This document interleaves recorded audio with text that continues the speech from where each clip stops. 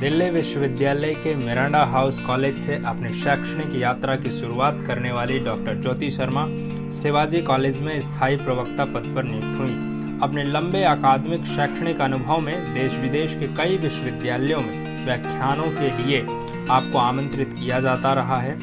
France, Hungary, Paris, पुर्तगाल, Poland, Switzerland, Croatia के विभिन्न विश्वविद्यालयों सहित कई प्रतिष्ठित संस्थानों में आप विदेशों में हिंदी शिक्षण, भाषा विज्ञान, हिंदी रंगमंच और सिनेमा सहित कई अन्य सामाजिक सांस्कृतिक विषयों पर अनेकानेक व्याख्यान दे चुकी हैं और देती रहती हैं।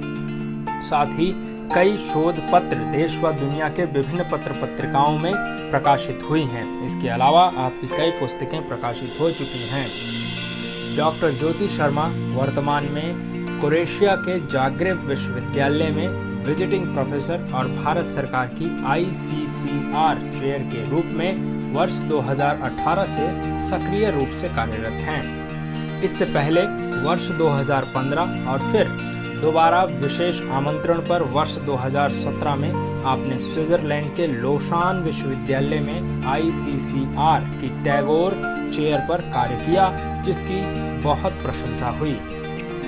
अकादमिक क्षेत्र में डॉक्टर ज्योति शर्मा के प्रशंसनीय कार्य के लिए उन्हें कई सम्मान व पुरस्कार प्राप्त हो चुके हैं, जिनमें प्रमुख रूप से छात्र जीवन में स्नातकोत्तर में सर्वश्रेष्ठ प्रदर्शन के लिए दिल्ली विकास प्राधिकरण द्वारा दिल्ली विकास प्रतिभा पुरस्कार 2004 प्रदान किया गया, जिसमें 21,000 रुपए की राशि व प्रमाण पत्र दिया गया।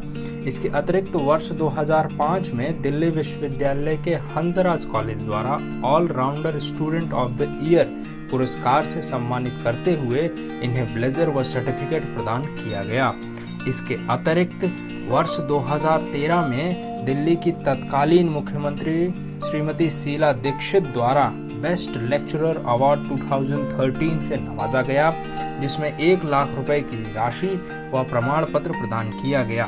इसके अतिरिक्त 2017 में विदेशों में भाषा व संस्कृति के प्रचार प्रसार के लिए हंगरी में भारतीय दूतावास में साहिल सरिता सम्मान 2017 प्रदान किया गया।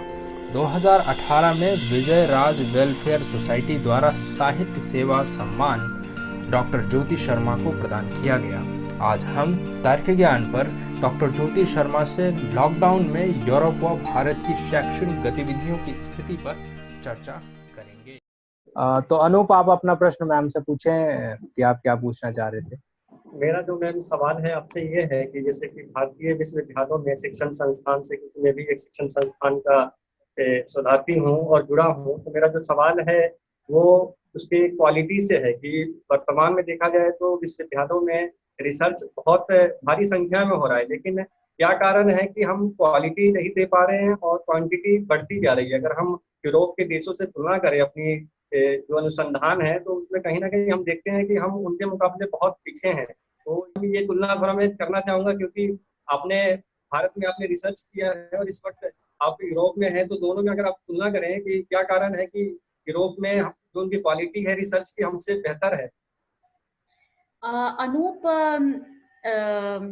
इस सवाल का जवाब देते हुए मैं आपको ये बताना चाहती हूँ कि जैसा कि हमने अभी थोड़ी देर पहले बात की कि जो भारतीय समाज है उसकी स्थितियां अलग हैं, उसकी चुनौतियां अलग हैं, और जो यूरोपीय समाज है उसकी स्थितियां और चुनौतियां बिल्कुल अलग हैं। तो भारतीय समाज के अंदर जो शोधार्थी जुड़ रहे हैं, मैं समझती हूँ कि उनके ऊपर एक तरीके का दबाव होता है और शायद दबाव के तहत बहुत सारा काम कर रहे होते हैं वो। उसमें खाना पूर्ति भी हो सकती है और उसमें पारिवारिक दबाव भी हो सकते हैं, सामाजिक दबाव भी हो सकते हैं। कई बार आप देखते हैं कि समाज ही हमारे ऊपर दबाव डालने लगता है विवाह को लेकर के या दूसरी चीजों को लेकर के। तो मैं समझती हूँ कि एक अलग तरीके की खाना पूर्तियां भी इसीलिए पाई जाती हैं कई तरीके के शोध कार्यों में। लेकिन जब आप विदेशों में आते हैं तो यहाँ पर खाना पूर्ति के तहत शोध नहीं हो सकता।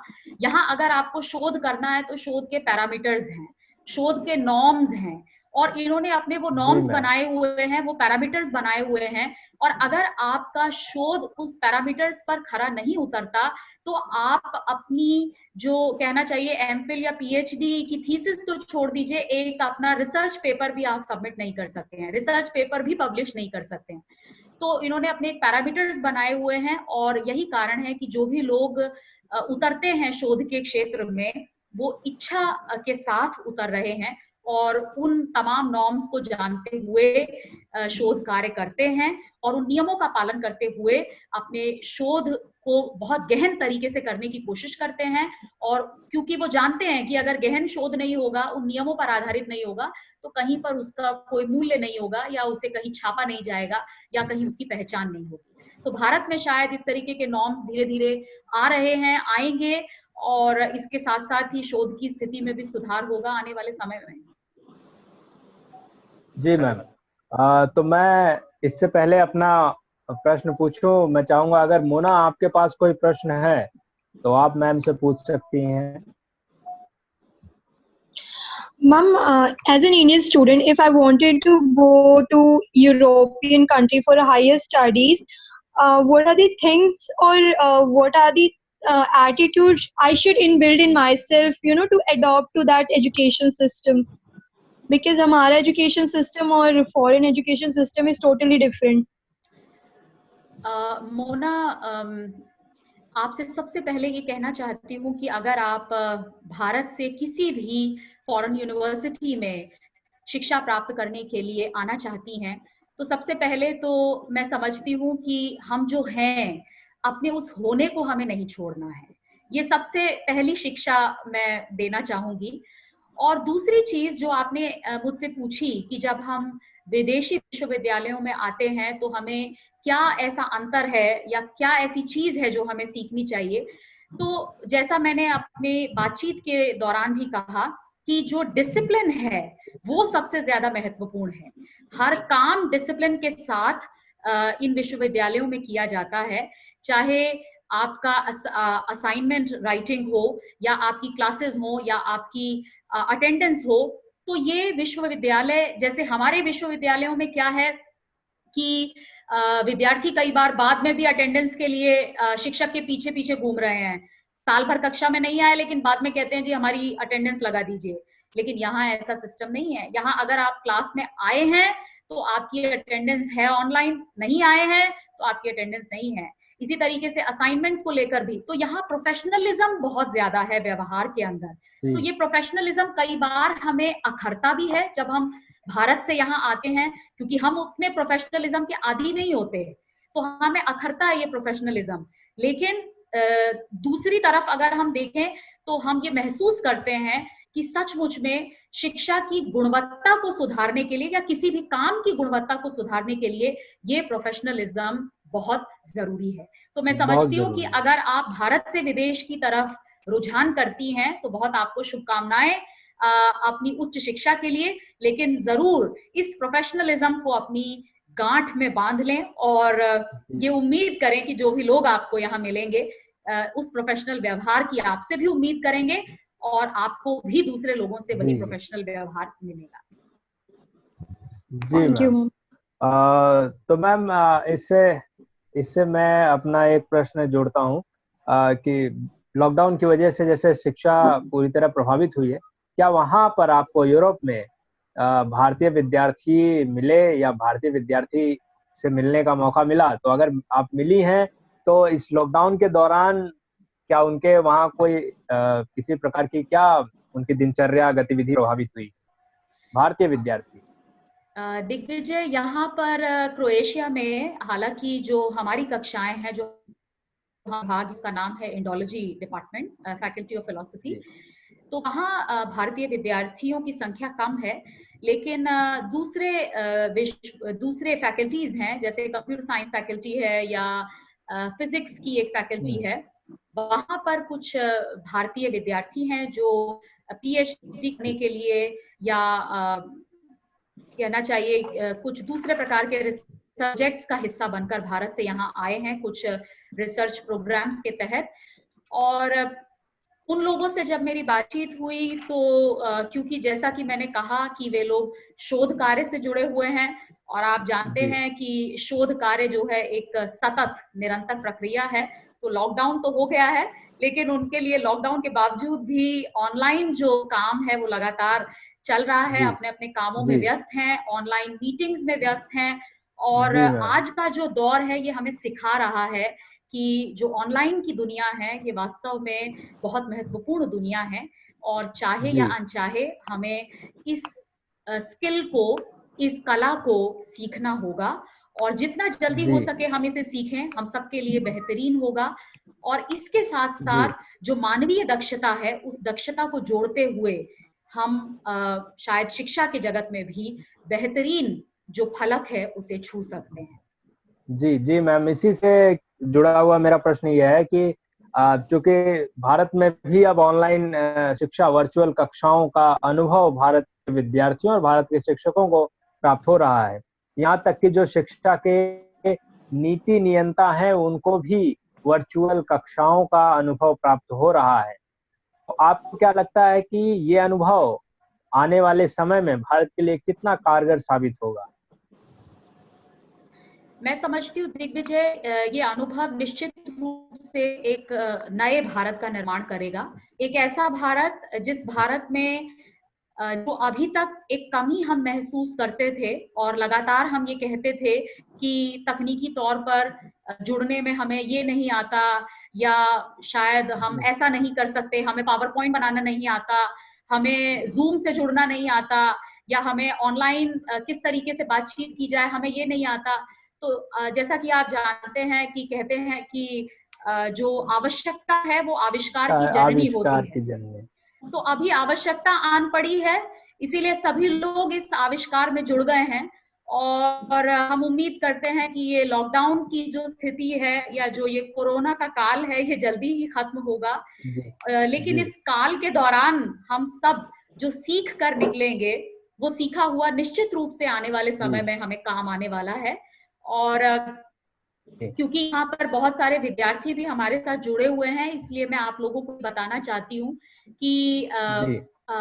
MHRD ने इस समय बहुत सारी अपनी नई जो योजनाएं हैं, नए प्रोजेक्ट्स हैं वो चलाए हुए हैं और साथ ही साथ आप देख रहे होंगे न्यूज में भी कि लगातार भारत सरकार भी नए तरीके के प्रोजेक्ट्स निकालने की कोशिश कर रही है, नए तरीके सुझाने की कोशिश कर रही है कि किस तरीके से ज्यादा जो शिक्षा जगत है उसे तकनीक के साथ जोड़ा जा सके।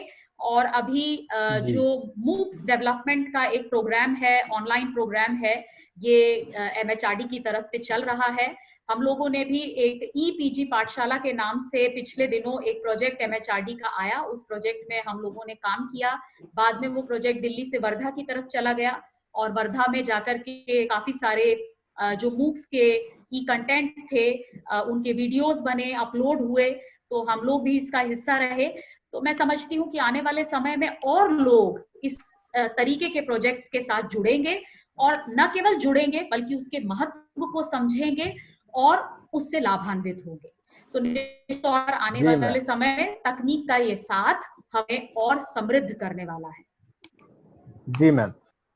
तो मैम आपका बहुत बहुत धन्यवाद कि आप उतने दूर यूरोप से आप हम लोगों के साथ जुड़ी और अपने जो अनुभव हैं और खास तौर पे जो प्रत्यक्ष अनुभव हैं वो हम लोगों के साथ साझा किए।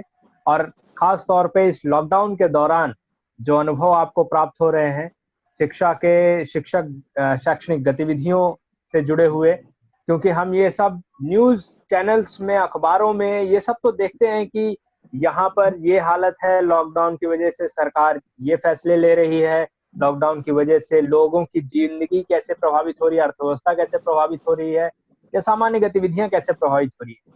लेकिन आपने हमें वो बताया कि इस समाज में जो विद्यार्थी वर्ग है, विश्व के समाज में, वो कैसे प्रभावित हो रहा है और जो समाज निर्माण का जो साधन है शिक्षा, वो कैसे इस लॉकडाउन में प्रभावित हो रही है और कैसे उसके इस लॉकडाउन के नुकसान को कम करने की कोशिश की जा रही है। मैम आपका बहुत बहुत धन्यवाद। और मैं इस जी मैम, जी मैम, जी आप दिग्विजय, चलते चलते सिर्फ आपके साथ ये साझा करना चाहती हूँ कि क्योंकि परीक्षाओं के समय आने वाले हैं और परीक्षा के इस समय में परीक्षा भी एक बहुत बड़ी चिंता का विषय है पूरी दुनिया में लोगों के लिए कि लॉकडाउन में कैसे परीक्षा ली जाए, ऑनलाइन परीक्षण कैसे हो। तो नए नए तरीके जो है वो सोचे जा रहे हैं कि कैसे परीक्षा होगी, क्योंकि खास तौर पर जो तीसरे वर्ष का विद्यार्थी, जो फाइनल ईयर का विद्यार्थी है, उसके लिए ये एक जी, बहुत ही जी मैम, महत्वपूर्ण समय है कि अगर उसके लिए परीक्षा नहीं होती तो पूरा साल कहीं ना कहीं बर्बाद होने की स्थिति है। तो पूरे शिक्षा जी, जी, जगत के सामने ये एक चुनौती है, न केवल भारत बल्कि पूरी दुनिया के लिए। तो मैं आपके साथ एक चीज चलते चलते और साझा करना चाहूंगी कि क्रोएशिया जी मैम, विश्वविद्यालय में मैंने देखा कि यहाँ भी ऑनलाइन परीक्षा पर बात हो रही है और मूडल्स के माध्यम से, जिसे इन्होंने अपनी वेबसाइट पर जोड़कर अपनी वेबसाइट का हिस्सा बना लिया है फैकल्टी के विश्वविद्यालय के माध्यम से, उसी पर सभी शिक्षकों को जी, अपने क्वेश्चन पेपर्स सेट करने हैं। क्वेश्चन पेपर के अलग जी, अलग फॉर्मेट होंगे और विद्यार्थी परीक्षाएं देंगे। तो एक मूलभूत जी, अंतर जो महसूस करती हूँ मैं, वो सिर्फ यही है कि तकनीक के साथ क्योंकि जुड़ाव यूरोपीय देशों का पुराना है, इसीलिए हड़बड़ाहट देखने को नहीं मिलती, बहुत बेचैनी नहीं जी, जी, है। अगर ये घोषणा हो गई है कि तकनीक से ही पेपर होंगे, ऑनलाइन ही परीक्षाएं होंगी, तो बहुत हड़बड़ाहट नहीं है। शायद उसका एक कारण ये भी है कि इंटरनेट की सुविधाएं हर किसी के पास हैं, हर किसी के हाथ में स्मार्टफोन है, तो जी, विद्यार्थी परीक्षा का हिस्सा आसानी से बन सकते हैं। लेकिन भारत के अंदर ये ऑनलाइन परीक्षा अभी भी एक चुनौती बनी हुई है, क्योंकि दूर दराज के गांवों जी, में बैठा हुआ हमारा जो विद्यार्थी है, वो कैसे इस परीक्षा का हिस्सा बनेगा, ये एक बहुत बड़ी चुनौती है जी हमारे मैम, लिए इस ऑनलाइन जगत में। तो मैं सोचती हूँ कि आने वाले समय में शायद इसका भी कोई सकारात्मक नतीजा निकल कर आएगा। ऐसी उम्मीद जी, के साथ दिग्विजय, आपका भी बहुत बहुत धन्यवाद, और सभी लोग जो इस कार्यक्रम में जुड़े उन सबका धन्यवाद कि आपने मुझे सुना। और बहुत अच्छा लग रहा है कि यूरोप में बैठे हुए अपने विद्यार्थियों के साथ भारत में मैं जुड़ रही हूँ और अपने अनुभव साझा जी, कर रही हूँ। इससे बेहतरीन पल शायद मेरे लिए और कोई नहीं हो सकता। बहुत बहुत धन्यवाद आप जी, सभी का। आपका भी जी, बहुत बहुत आ, तो मैम का बहुत बहुत धन्यवाद। और इसके साथ मेरे साथ जो जुड़े थे मोना और प्रीति और अनूप, इन सभी का भी बहुत बहुत धन्यवाद कि आप लोग इस ऑनलाइन चर्चा में जुड़े। और मैम के साथ हम फिर कभी एक नए विषय पर समय मिलने पर, चूंकि मैम वहां पर हैं तो व्यस्त हैं, लेकिन फिर भी हम कोशिश करेंगे कि एक नए विषय पर एक नए तरीके से मैम के साथ चर्चा की जाएगी। लेकिन तब तक के लिए आप सभी लोग, जितने लोग कर ज्ञान देख रहे हैं, इस वीडियो को सभी लोगों तक पहुंचाएं, खासतौर पर विद्यार्थी वर्ग तक जरूर पहुंचाएं। और मैं आपके साथ एक नए वीडियो में जरूर आपके सामने आऊंगा और एक नए विषय के साथ सामने आऊंगा, क्योंकि इस समय शैक्षिक गतिविधियों से जुड़े हुए कई मुद्दे सामने निकल कर आ रहे हैं। मेरी कोशिश है कि उन मुद्दों पर विशेष लोगों से, खासतौर पे ऐसे लोगों से जो शैक्षिक गतिविधियों से जुड़े हुए लोग हैं, उनके साथ चर्चा की जाए। तो डॉक्टर ज्योति शर्मा मैम, आपका बहुत बहुत धन्यवाद। अनूप, प्रीति और मोना, और खास तौर पे धन्यवाद हमारे साथ जुड़े हुए जो अंकित हैं, उनका बहुत बहुत धन्यवाद।